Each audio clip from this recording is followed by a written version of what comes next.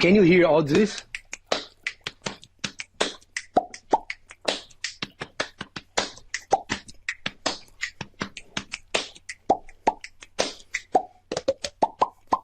This is gonna be the coolest interview ever. Welcome to the Creative Ticket Podcast, brought to you by Pacific Video. I would like to start by acknowledging the traditional custodians of the land on which this podcast has been originally created, the Gadigal people of the Eora Nation. I pay my respects to their elders, past, present, and emerging, and extend that respect to all Aboriginal and Torres Strait Islander people listening today. I am Geraldo Rodriguez, Sydney-based actor, writer, and director, and on this podcast I'll talk to artists from all over the world about their craft, their careers, inspirations, and insights. If you are an arts fanatic like myself, make sure to follow and subscribe so you won't miss out on new episodes.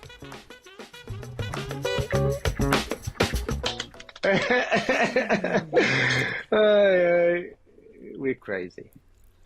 Lucas Nadin is a musician, he's an actor, he's a producer, he's one of the body percussionists in Junkyard Beats. He has also worked in theatre and TV series in Brazil and Australia. Welcome, Lucas. It's an honor to have you on the Creative Ticket. Oh, it's my pleasure. Thank you very, very, very much. I'm very happy to be here talking to you. You know that. And yeah, thank you very much for the introduction. That was And last but not least, I think, Lucas, you are the Brazilian ambassador for artists and Brazilians in Australia, because your house, your home, is a point where everyone goes to jam, to talk, to chat, and we always find your beautiful smile, your open heart, and lots of music, food and drinks. Thank you so much for being that person, for doing that part for the Brazilian community in Australia. No, it's like, that's what I can do here, to be connected with my culture as well. And, to friends that, you met in Brazil, or so many different people here, very interesting people. And, I used to say my house is always my home. It's always open for all the friends, artists, all the gems that I have. So many people pass through this house here, singing, dancing, or playing, or, percussion, body percussion.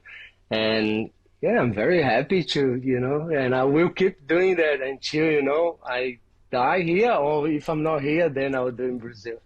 And have you always done that? Is it something that you've always done, or did you discover that part of yourself in Australia? No, that's something that I think came from my parents. They're always like every weekend doing something, I don't know, also I enjoy it. I enjoy meeting people and having jams and nice, and connecting people. So I think it's all together, but definitely I cannot take it all, it came from my parents doing lots of things and always having, family, uncles and these and friends and grandmother, having pasta together and eating dinner or lunch every Sunday. So yeah, and then when you get here, we just it's hard to connect and to make friends because you just arrived. So, yeah, I think I've been doing well in a way, connecting people and also enjoying my friends. And I'll be always doing things to, give someone a little bit of what we are, we came from the same country. Or doesn't matter, because so many also immigrants and people from different countries, they passed, through the parties, or not parties, but jams or, dinners and everyone's like, oh, when you have a jam in your house, please invite me. Sometimes I even forget, because so many jams, they happen accidentally. You're just there. It's like, oh, let's have a jam, or let's do something in my place Saturday. Let's do it. But then you cannot invite everyone that asked you before, or you just mentioned, oh, invite me for the party.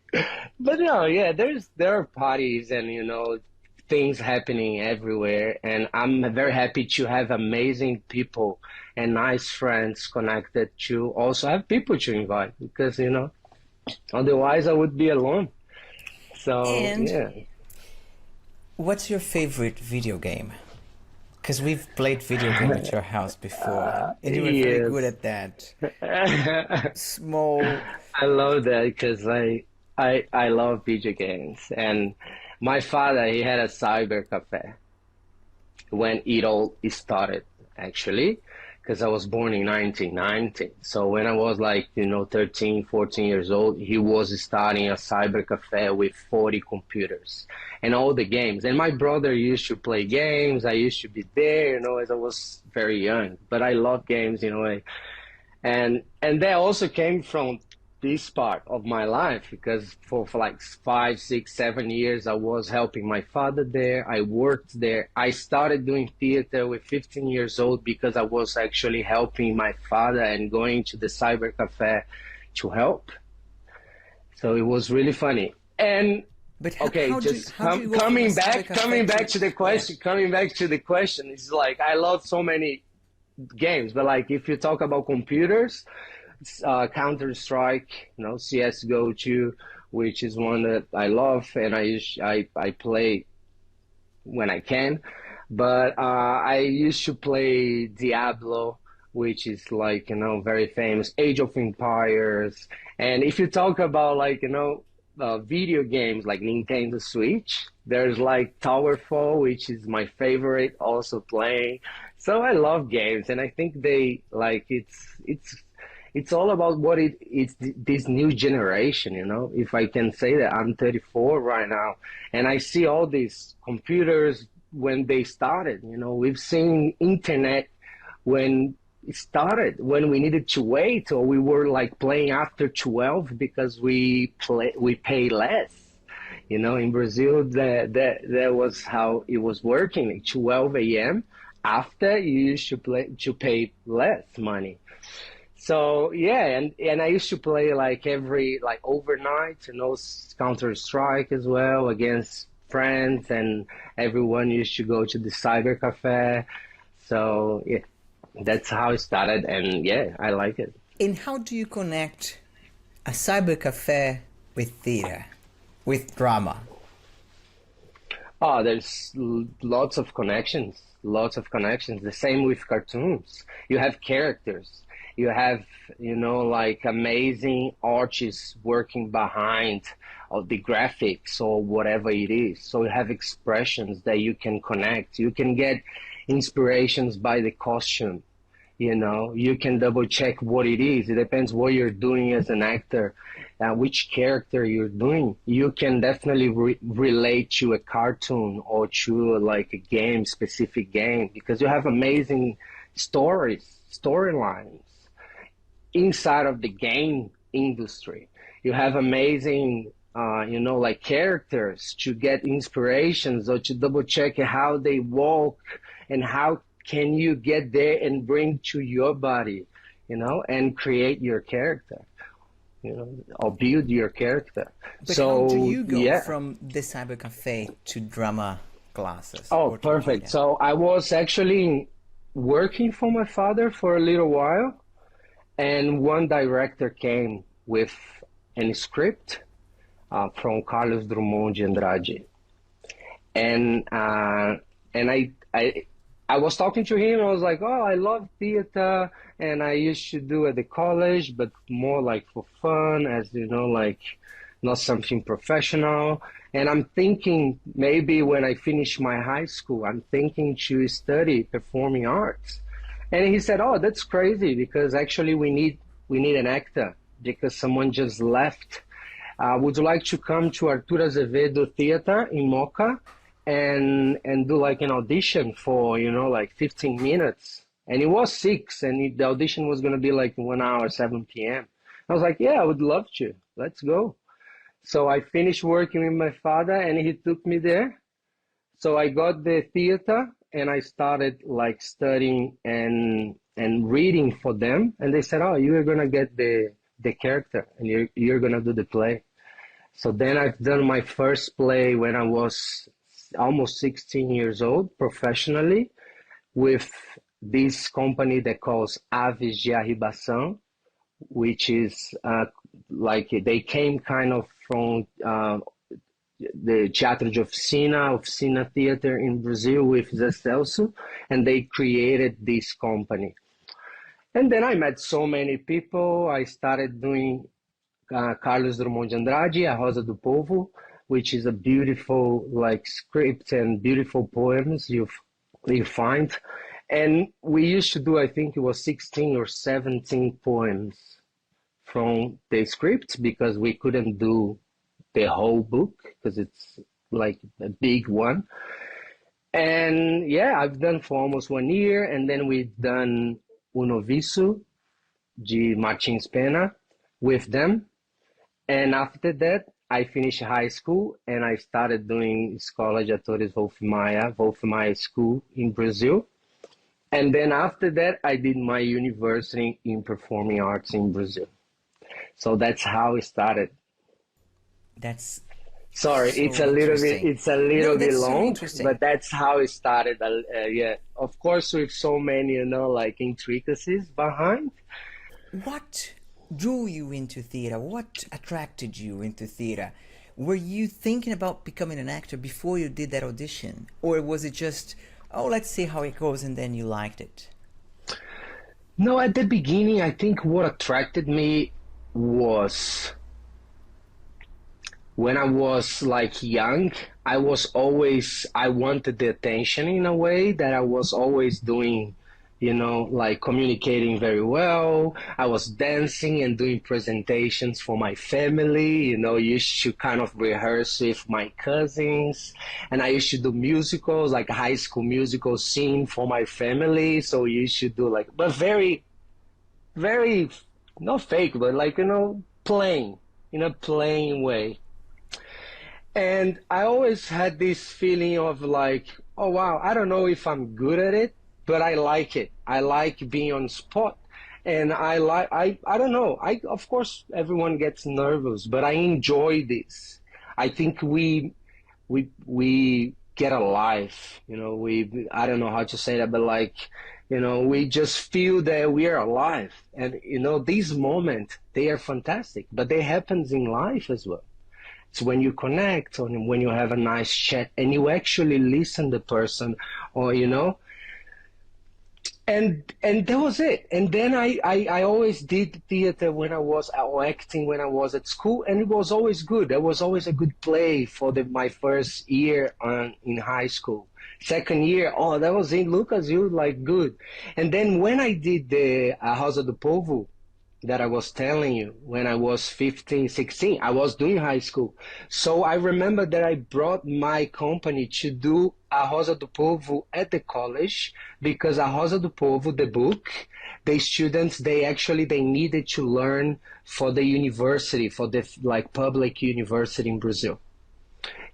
So it's actually a good thing to watch the play instead of sometimes reading the whole book. We can be it's not easy book to read. And I remember studying every poem for like days. Every one poem.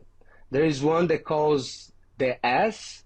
It's a beautiful one. And I remember every, little like building every little sentence and the way you say and how and even if Do it you was a still really remember that poem? yeah, a little bit. I can mess it up, but I remember that. For example, I remember in Portuguese actually. Yeah, can you say that in It's in Portuguese, the bit Portuguese, you remember? but I can mess it up because there's so many poems that I used to do. But one is a bunda, que engraçada, está sempre sorrindo, nunca é trágica. Não lhe importa o que vai pela frente do corpo, a bunda basta-se. E existe algo mal? Ora, murmura a bunda. I don't remember, but Oh, I that's remember so that funny. it's That's so beautiful. amazing. It's so beautiful. Ora, murmura a bunda. A bunda são duas almas gêmeas em rotundo meneio. Anda por si, na cadência mimosa de ser uma em duas. Yeah, it's something like that. It's beautiful. It's like it's so amazing. And there is like a Florianausia, which is one of my favorite poems that I used to remember the whole thing because I love poems and not just Carlos Drummond, but there are a few others that I really like it. And yeah, and because of the uni, I had to kind of learn, which is good when you study. You actually gotta learn the books, you learn all, where it came from, So it at least makes you feel that, like this part of you that go learn, like keep reading because that's immense. The actually what you can get from it, and yeah, and there's so much, So it's like it never ends, I feel just that the more you know, the more you don't know. That's Socrates almost, because it never ends. The knowledge, how you can go deep in layers, it's infinite in a That's way. beautiful. Yes. But yeah, that's yeah. So yeah, it started when I was 15 and doing this all like poem play that we did, and I did for years, and I did really bad actually. I took a while to learn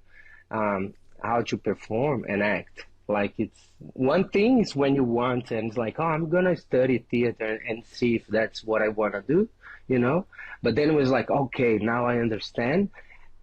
There is a gap of like an immense knowledge that you're gonna get to become, a better actor, performer, musician, and you just understand when you get this limbo and it's just like, whoa.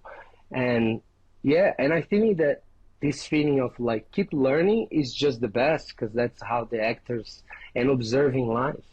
That's how we actually are gonna, create content to when necessary we put and expose in a character or utilize our body, use our body to, like be this person, just the journey, but not actually, and put the character and bring the character to your body.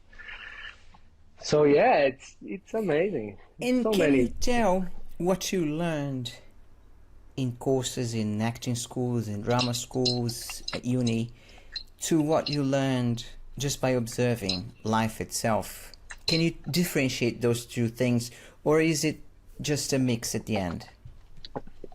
Now you can totally differentiate. You can totally understand the difference. One is knowing and having the knowledge.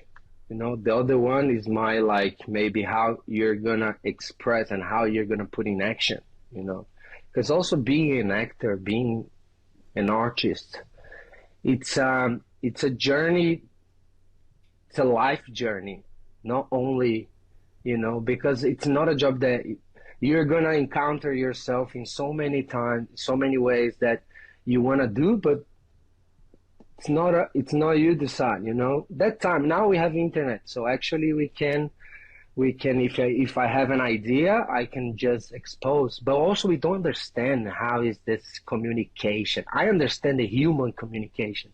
I study the psychology. I can look at you and in a way, get something, an idea, even if it's wrong, but like I can, with your clothes, with your expressions, with how you breathe and everything, But definitely you can separate both knowledge in a completely way, and they're both necessary. Your life experience and also the whatever, performing arts course that you're gonna do or university that you're gonna study. Because that's what I'm saying. The university showed you like how everything started and all the possibilities that you have. You're gonna learn about the art history, and you're gonna also learn about the psychology. So I had so many subjects that it's for life, and to help me how to expose in life, like things that you need to learn and understand before you actually do it.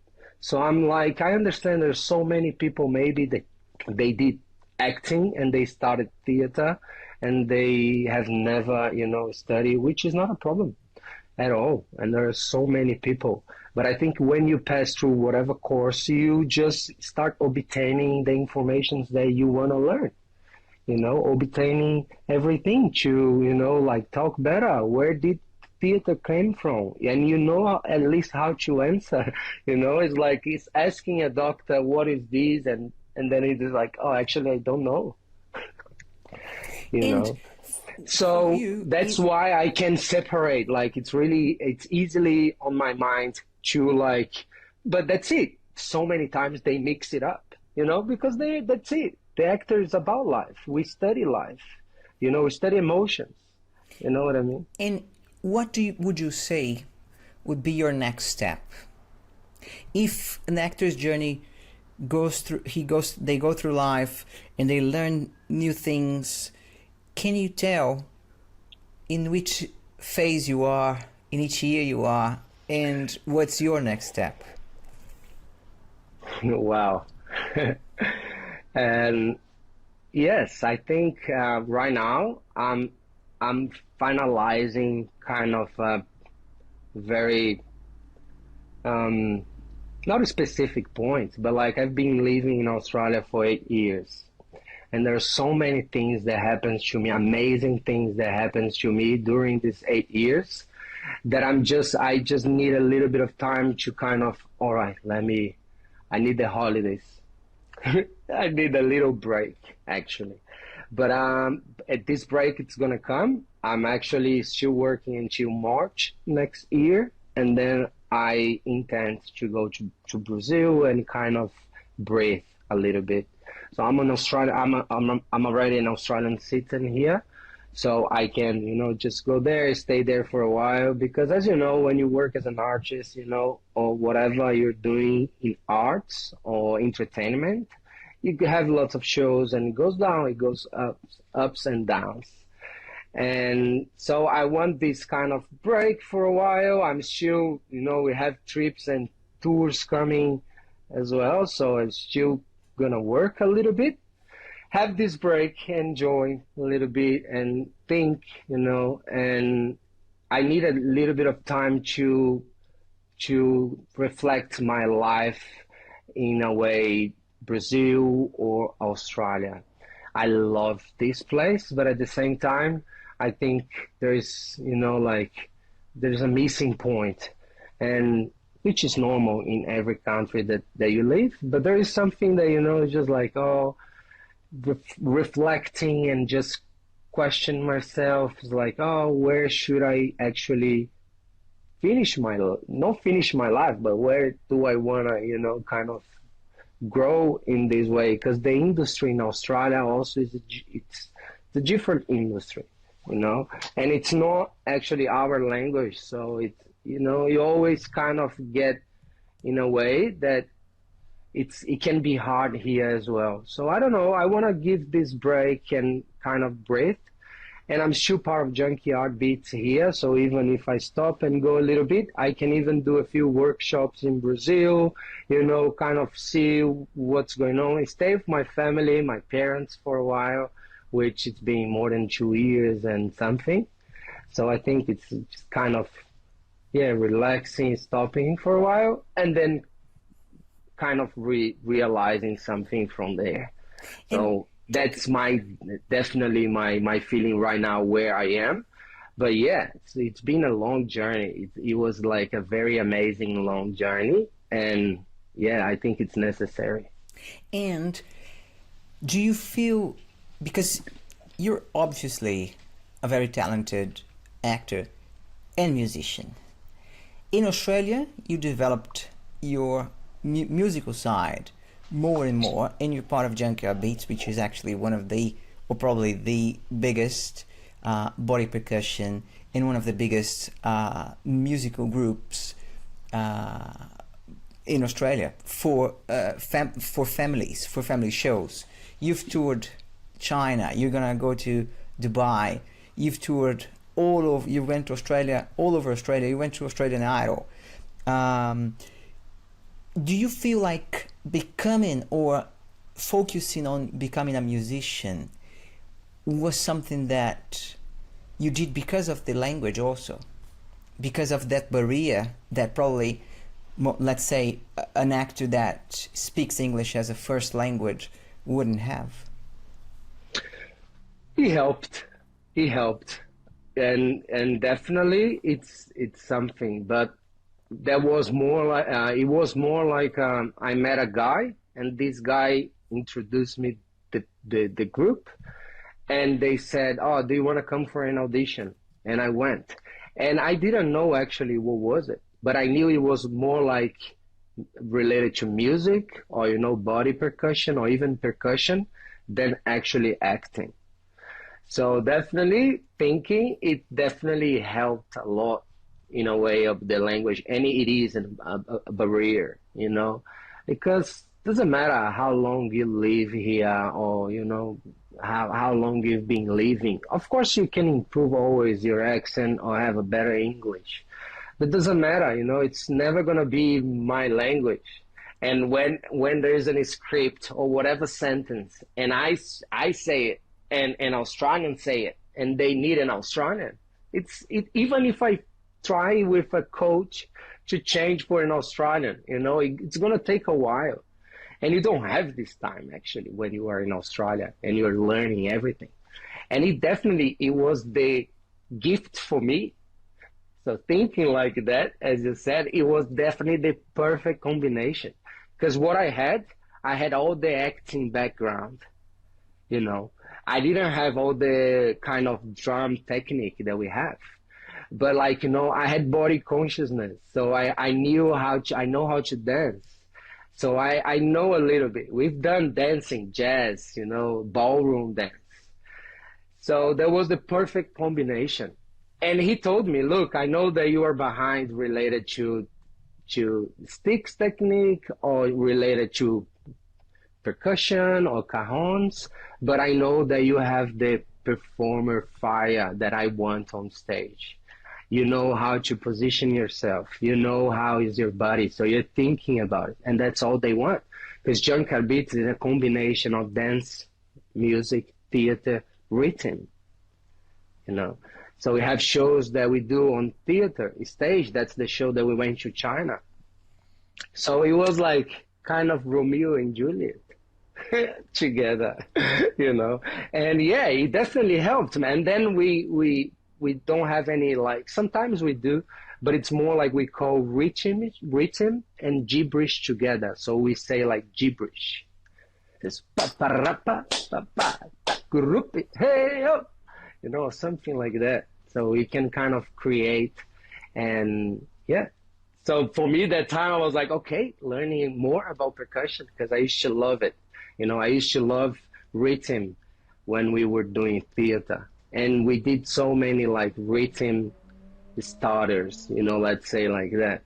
So I used to love, and I have time, I know what is tempo. So I started kind of learn all this knowledge, which it was amazing. So I was rehearsing, I didn't have any gigs when I started. I took more than 4, 5, or 6 months to actually learn everything.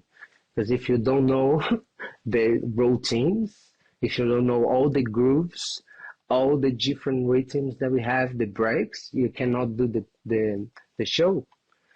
And that's how it started. But then I was focusing on English, learning English, and rehearsing with them. And then that's how everything started, doing small gigs, easy gigs, and then learning all the shows. And then you learn the corporate show, and then you learn the fire routine, and then you have the kitchen, you have the cajon routine. And I started learning, and I'm so focused when I start learning whatever I'm learning. And I love the learning word, actually, by itself. Because I think it's just when you learn, you just put yourself in a way that it's just going to be so good for you in your future. It doesn't matter what you do. You can and then I was rehearsing and learning everything. But it took a while. And then I learned everything, started doing all the shows. Then I do the kind of, not all the shows, but when you're able to do at the shows, at least you have the availability to do more and more. And now it's been more than, I don't know, like more than 200 gigs that I did for them. But it has been 6 years that I'm part of Junkyard Beats, That's and we are amazing. going to Dubai. So it's, yeah, so many amazing. Sorry, sometimes I extend No, no, myself. that's completely fine. That's what we're But here yeah, for. that's it. That's what we're here for. Yeah, but yeah, because everything, it's life. It's crazy and it's unexplainable, and it's beauty and it's hard, and the journey, the fact that I came to Australia, not knowing anything, also kind of connects you with what you need for you, you know. So totally asking your question right now, totally, it helped. And it was, I used to say, the perfect combination when I met them. And do you think um, being part of an artistic group and having that artistic outlet made it easier for you to assimilate, to integrate, to feel at home in Australia? Because after all, I find, I'm not sure if you agree with this, but I find that in the artistic community, when you're an artist, it helps if you know other artists, and it helps if you can see what they're going through, see what they're doing. That really helps one feel more at ease, more at home. Uh, totally, totally helps. And definitely, definitely. I've been living here for 8 years. What a journey. And I would not be here if it was not Junkyard Beats, or, because like I have a different job as well, because of course I don't gig with Junkyard Beats every day, like unfortunately not yet, maybe more in the future. But anyway, like even entertainment, you don't do something every day. So you end up always doing something, kind of something else. I love where I work, but I would not be here for 8 years if I was not part of Junkyard Beats. So in so many ways, like also my girlfriend as well, it helps and it's part of it as well. But yes, totally, totally. But do I want to stay here for the rest of my life? Do I want to build my life here? I don't know. Because yes, that's what you're saying. I know what it is, the industry. And I know, what's not what it is, the industry, but I know, the fact that when you get closer to what you love doing, or art, or you get a group, it helps you to kind of build this community that it's missing. So yeah, all the jams, all the, let's say, parties, or gigs and junkyard beats, everything definitely helped me to stay here and be part of Australia. I feel home. It's so funny. I feel home here, but yeah, there's always like something missing, which is your culture, which it is what we are.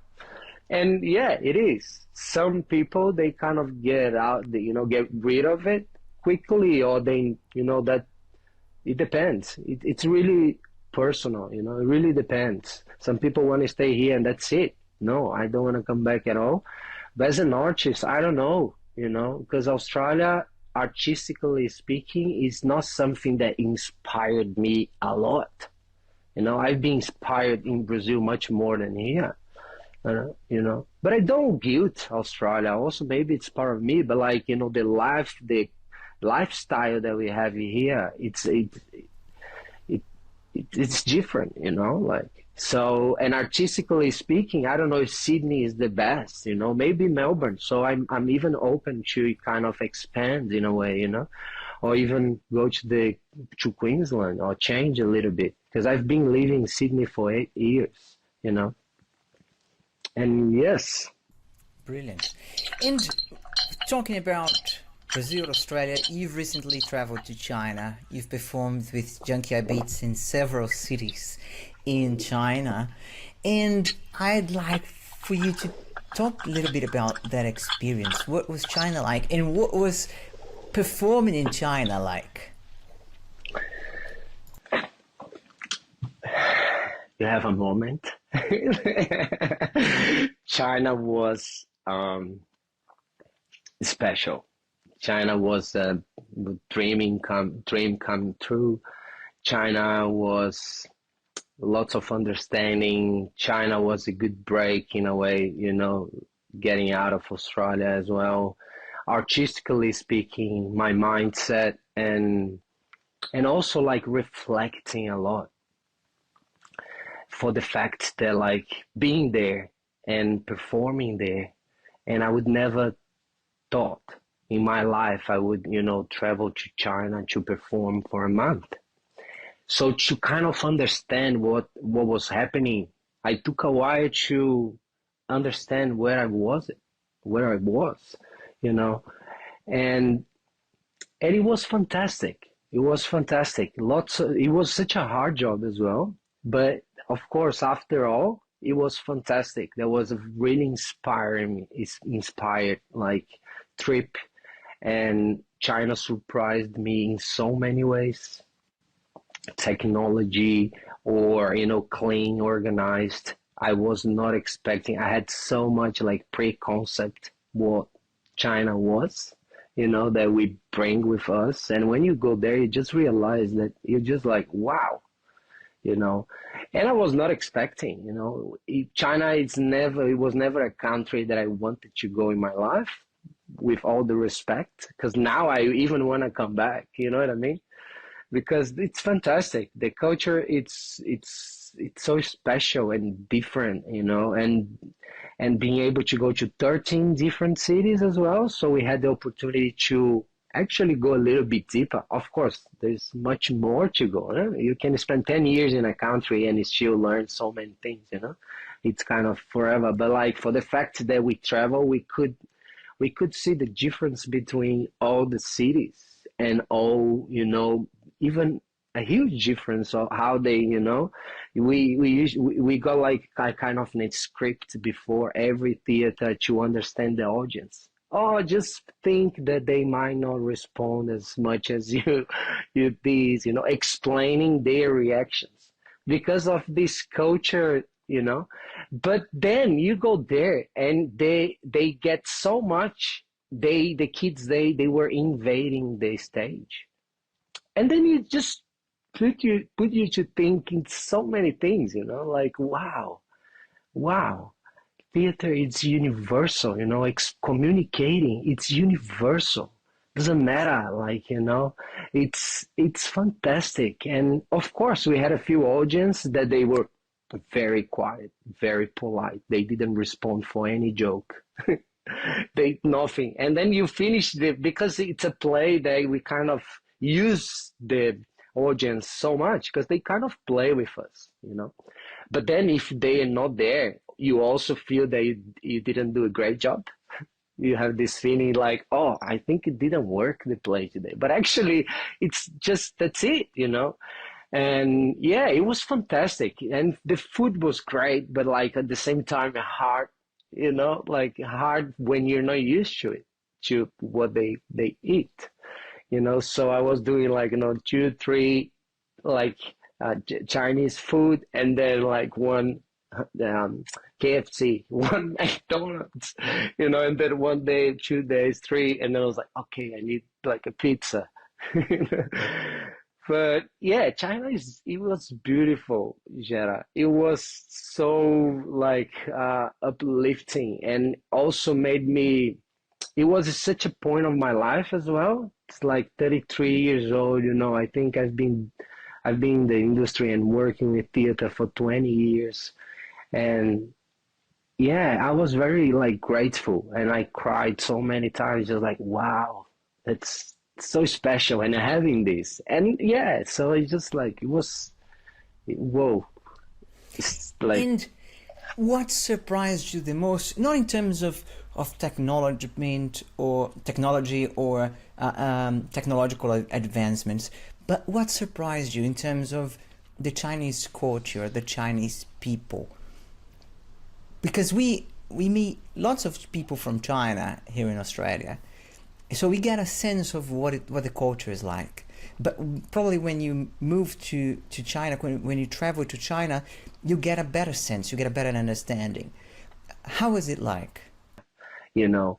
They were super receptive and they were super welcoming. But I can talk about my experience, like I also cannot generalize, but my experience, the restaurants, when they had musicians on all the waiters and everything, or waiter working, they were super like, that was fantastic. I don't know if because we were, immigrants and they're not used to it, and they treated us so well. And all the families that went to the show, we had the opportunity to talk to them, all the feedback they were giving us as well. It was super like connected to sometimes what we get in Australia. So I don't know. Yeah, there's the streets, they were clean. So I don't know. I had a different vibe. You still have a little bit of like chaos because of course it's a huge city. I understand that.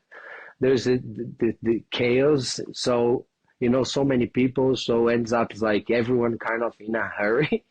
A little bit, which becomes a little bit stressful as well. But on the other hand, you have like a river. There's so many people, they go there to chill and enjoy the nature they have there. They have beautiful nature there.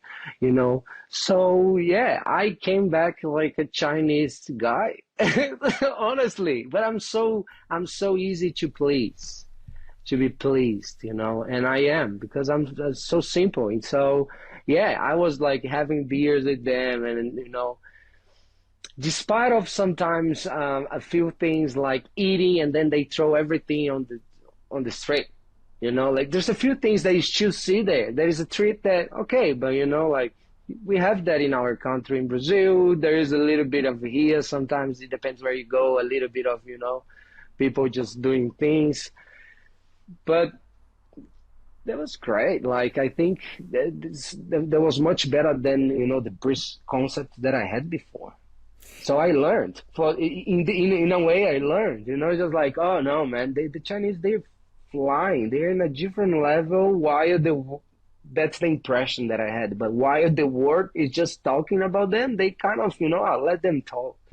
We are here doing, So yeah, politically speaking, what we've seen as well, that it was a bit different, like the cleaners from the theater.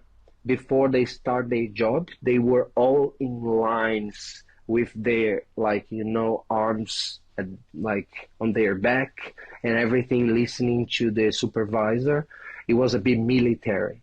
So I remember having that, looking to one of my co-friends and performer, and I was like, oh wow. And like imagine 25 girls, 20, 22, 25, like in this age, all like, because you are gonna do this, you claim this. So the very like, military way. It didn't bother me, but it was, oh my goodness, terrible. It didn't bother me, but it was something that I was like, oh, okay. There's a few things that happens. Also, like, if you walk this, it depends where you are in Beijing. If you walk the street, there are cameras. Cameras everywhere. So, and it's all face, all about your face. So as soon as they have your face, they just send you the fine straight away. They discount the money from your account. Wow. So if you have a parking ticket. So for example, face. you're just crossing the street when it's red, and you cross, the camera gets you and just discounts the ticket, the money from your account for, like jaywalking. And another thing, for example, we needed to get the bullet train, and I had deodorant with me, the big one. Not the big one, but the normal one, the one that we buy all the time. It depends which one you use, but like, and then actually when you use a bullet train, when you travel in China, it's actually harder than when you go overseas. So it was really funny, because to enter China, it was, we had the guys there and everything. It was really easy. But we traveled around China, like by airplane, and we traveled also in a bullet train. So when I was getting the bullet train, you also cannot take deodorant. And we were traveling 30 days doing a tour in China. So they actually get my deodorant, but I had two and I didn't remember. And when they asked me, I was like, "Oh no, yeah, I have just these." But I had another one in my bag, my luggage. And then the guy said, "Oh, we will need to take a photo of you and your passport." And I was like, "Oh wow!" And then the stage manager, the Chinese producer, he was with us the whole trip. He was like, "Oh, Lucas, now China has your face." He made a joke, you know, and I was just like, "Oh, all right." And then I went there. They kind of got a little camera. They took my passport and everything. Done. And I was like, "I'm sorry, guys. I didn't know. Like, you know, I'm Brazilian. I'm touring here. Like, I need to use deodorant because I'm smelly when I finish the play. I'm sweaty." And then they laughed. They're like, "No, it's not a problem." But then when we got the bullet train in a different city, that the girl was there. When I passed, she said, "Oh, do you have any deodorant with you?" So, She already knew your China, face, she and already she knew knew my face. that Yeah, you she used knew my, deodorant. exactly. She knew my act, my mistake. She knew everything. So like, she wanted to like remember me. So like, "Oh, do you have any deodorant?" I was like, "No, no, they took already." I said, "They That's took already." But like, that's there's a few that's things, something, you yeah. know, that is, and then he said, "Look, that's it. They actually know your face, and they pay everything with their face." We went to the restaurant, and then we ate a lot, and then the guy just passed, put his face in a camera for like 3 seconds, and he leaves. That's it. That's how he pays. Yes, and I was like, "Ma, what did you do? Have you paid?" And he was like, "No, no, we paid." I was like, "What do you mean?" It's like, "No, it's just my face. They have my face." Everything. Like, I don't know how deep it goes, the layers, because the more you live there, I think the more you understand and why.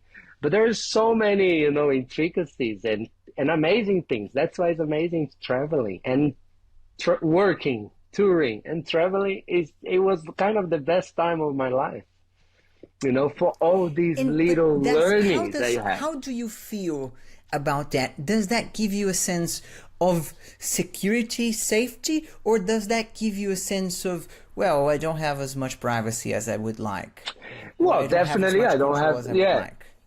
Yeah, definitely you feel all of these that you're saying. It's all together. I don't have much privacy here, you know. But I was like, "Oh, what I'm gonna do? I'm not gonna if I live there or whatever. Even if, But I don't know, yeah, it bothers me. It didn't bother me, but that was funny. That was a funny thing, That was something that I'm not used to. If I do like it, I don't know if I'm the best person. I think I have to kind of have this lifestyle or maybe stay there for a while. It's gonna be honest.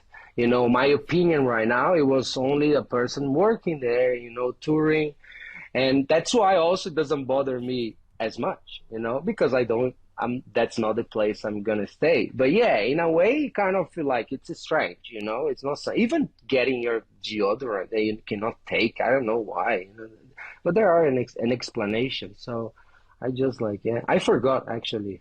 I'm not the person that wanna Yes. take the deodorant, but I forgot. But yeah, it's crazy. It's crazy. This privacy about face and everything, you don't have it.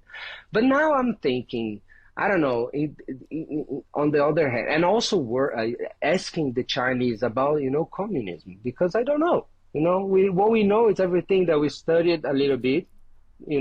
But at the same time, it's so like many people talking about the theme or this topic that you don't really know, you just get all this information. So I asked them, and it was really funny because the answer of the girl that was doing the lights for us and also stage manager and everything, she said, that's bullshit. It's not a communism, you know. But now and then you want to go deeper. So now it's just like, okay, that's also one, opinion. But all the group there, they were really disconnected in a way. They don't believe. All the Chinese that they were surrounded us, they kind of don't believe this idea. Oh, it's the communists or this or that, and they do this. They know what's going on. They don't agree, or for a few things they agree, and they live their life. I think yeah, they have the freedom to, I don't know, that's going deeper about this, but like, also understanding the politics when you live in a country, when you are in a country, I think I have the sense that in Brazil we talk a lot about it, and I don't know if we should, of course that we should, because that's how we are going to transform and change to a better thing, or maybe not, but it's daily on the in the conversations of kind of everyone in the like collective kind of thing, and that what I felt in China not, and what I feel here in Australia also not. And I like this freedom, not that we shouldn't talk about it, but it shouldn't be kind of the topic for your whole life, and this and that, and I think there's so much more in life that we should learn and grow in a way. So I like this, because I went there also think it's like, oh, how it's gonna be. But no, I see that they don't care much. They have the freedom. They don't believe in this media idea as well. But I don't know if it was just my impression or if exactly how they feel as well. It's A a little question I bit. think, But yeah, but I it's a like, good yeah, I question. can give my opinion in a way because I was there.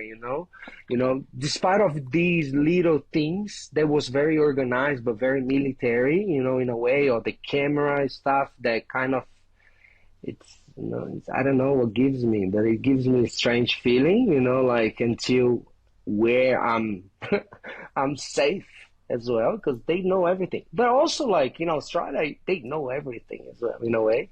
You know, there are cameras kind of the whole city. Everything. It's like they have cameras and they are gonna catch you somehow. You know, and so yeah, I don't know. It's really something to talk with friends and people to understand better, because it's so deep. And I think we should be like not politics, but we should as an artist. We have also like to kind of put our finger there and talk about it, you know, and get out of your comfort zone and go to this layer here. And now let's come here now, you know. But but yes, I also want the other part, like what we time to think about your family or about your friends and good time and like or yeah this so I don't know, I don't spend much time talking or not talking but like kind of yeah, going as deep as I wanted, maybe in politics or all these parties or, left and right and communism and capitalism, which is so important in the other sense. But And yeah, it's all, now switching a little bit, uh, because I understand how we should balance things out. But yeah, switching a little bit, you and Madeline, you have a duo. You're both artists. You're both musicians, and I imagine you inspire each other. How is for you having a partner that is also an artist? What does that mean? Does that influence your work? Does that influence the way you see your career, you look at your career? How does that play out?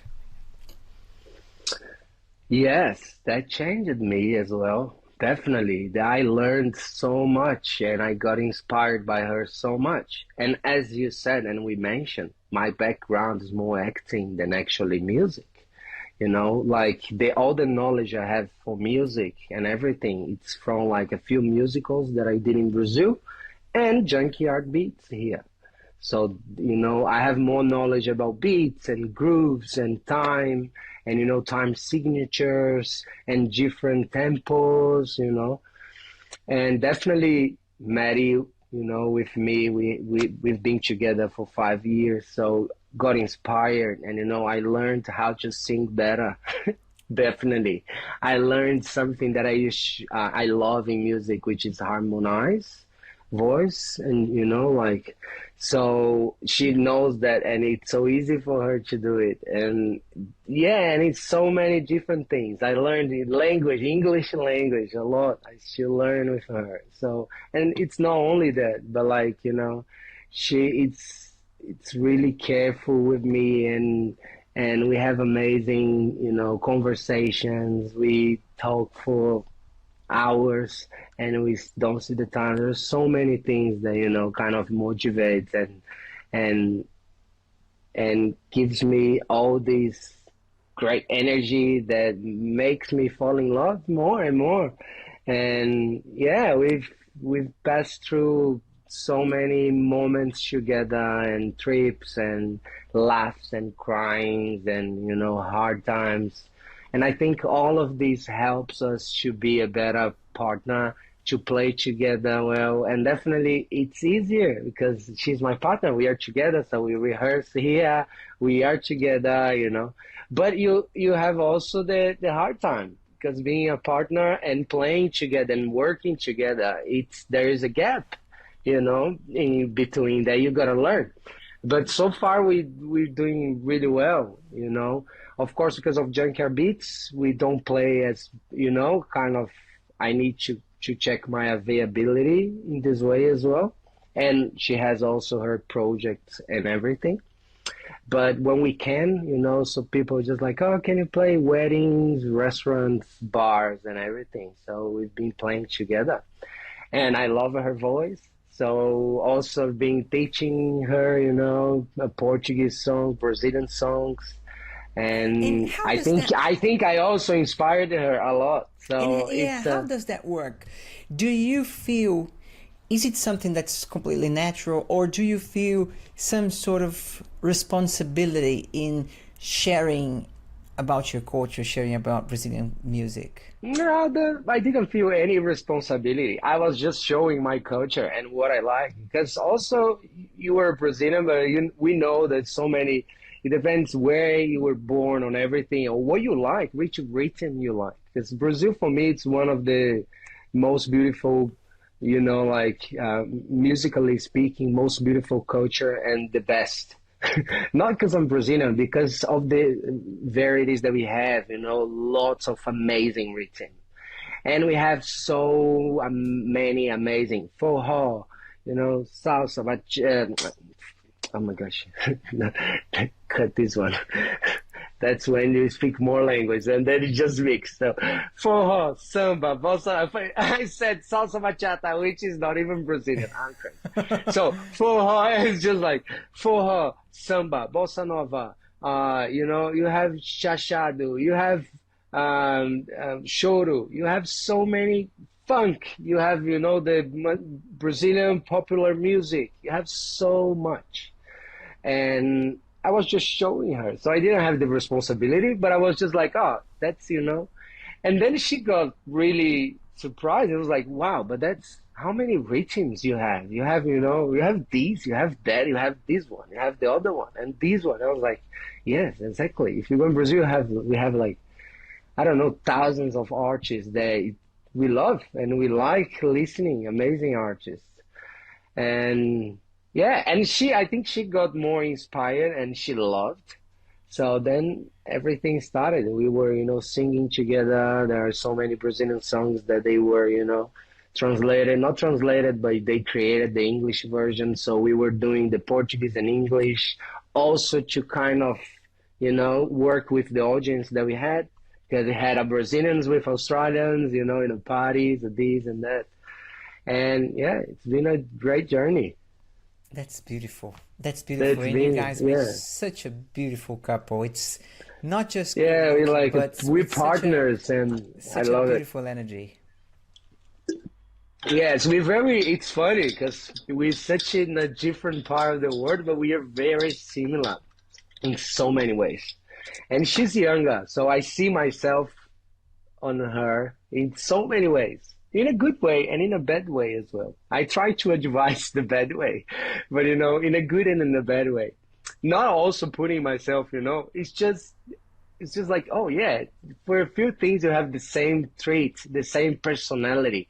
We react similar, you know, and it's good. Yeah, it's a very nice combination. We enjoy so far.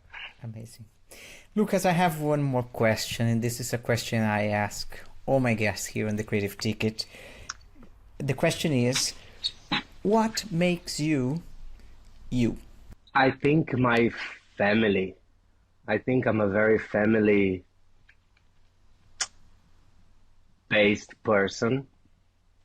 Even living, you know, so far away, but I definitely have that, and that makes me a little bit what I am. And um, I think we are the sum of factors that happens along the way. That's basically how I see a little bit, and and which journey you want to take. So I try to take the laugh journey, the smile, the good connections journey, and that's what I am. I try to learn as much as I can while I'm on, you know, on this planet. I try to connect in a good way as much as I can with interesting and people that I want to connect. I try to help people and, you know, like that surrounded me every day as much as I can. I smile. I try to give a good energy, and that definitely makes me what I am. But who knows? It's a question that what we came here for, you know. What is, did I do a great job? You know, that's my question if we get there. And yeah, my journey or what I did, I think what you did and what you how you're helping on this planet makes a little bit of what you are. You know, I think we gotta think more about others and listen better and become a bit more human beings, and lovely, you know, and in a way treat people better and do something nice, give a smile, praise someone the good time when she needed to be praised, not she needed, but like, you know, she should be. And yes, but I think this isn't me. I think this question is gonna vague on me for the rest of my life, you know. And I think having this looking, or not this looking, but this, you know, seeing and observing all of these and trying to, you know, become a better person, even if it's a little step. That's it. We only live once, and that's what I've been trying to do: connect, make friends, make a nice community, and you know, everything is the other. That's all we have. The rest is gonna stay here. So, you know, everything it's you. It's what we're having here. That's fantastic. It's gonna be now. It's gonna be for forever because it's there, filmed. But these things, you know, and I also like try to check on me, you know, and not something that sometimes you see people saying but don't doing it, not doing it. So I also gotta keep checking because sometimes you get lost in this journey, in this life, you know. And yeah, I think I extended myself, but it's such a hard, you know, like that was always a sentence in a question, and why we came, what we came here for, what we are, you know. And I did Spring Awakening from Frank Vatican, and I did Melchior, and he starts the play exactly, and it's so funny because everything's so synchronized with my life, because I did so many characters that it was so like, oh wow, that's part of me as well, you know, like I have this, like exactly what makes who, you know, like who you are, who we are, and who we are, and what we came here for. And what about all of, and then you have all of these capitalism and so in these and countries. Whoa, it's a lot. And I think sometimes less is better. So the beauty are in the simplicity. You know, that's how I see, and I'm trying to always connect to this root, and that's who I am. But I get lost as well in this journey, you know. And yeah, it's sorry to a bit more, but like, yes, That's beautiful. that's it. That's That's great. it. That's That's inspiring. it. That's it. That's it. Sometimes, yeah, that's beautiful. And thank you very much for inviting me. You know how much I admire you and how much I love you and happy being doing that and how much I believe on this project. And it's a pleasure for me and it's always gonna be a pleasure. You can invite me more. I'll be always here. And yes, thank you, Jera. Thank you very I will much. invite you again. This is the first of our interviews here on the Creative Ticket. We do one after Dubai. Yes. And thank you Perfect. so much, Lucas, for Thank sharing you. these deep thoughts, these deep reflections, and sharing your beautiful soul, your beautiful history here on the Creative Ticket. Thank you so much. Thank you. Thank you for listening to the Creative Ticket podcast. If you enjoyed the episode, please remember to share this with your friends and family and subscribe so you can stay up to date with new episodes. Feel free to reach out to hello@pacificvideo.com.au for feedback and suggestions. We would love to hear from you. Take care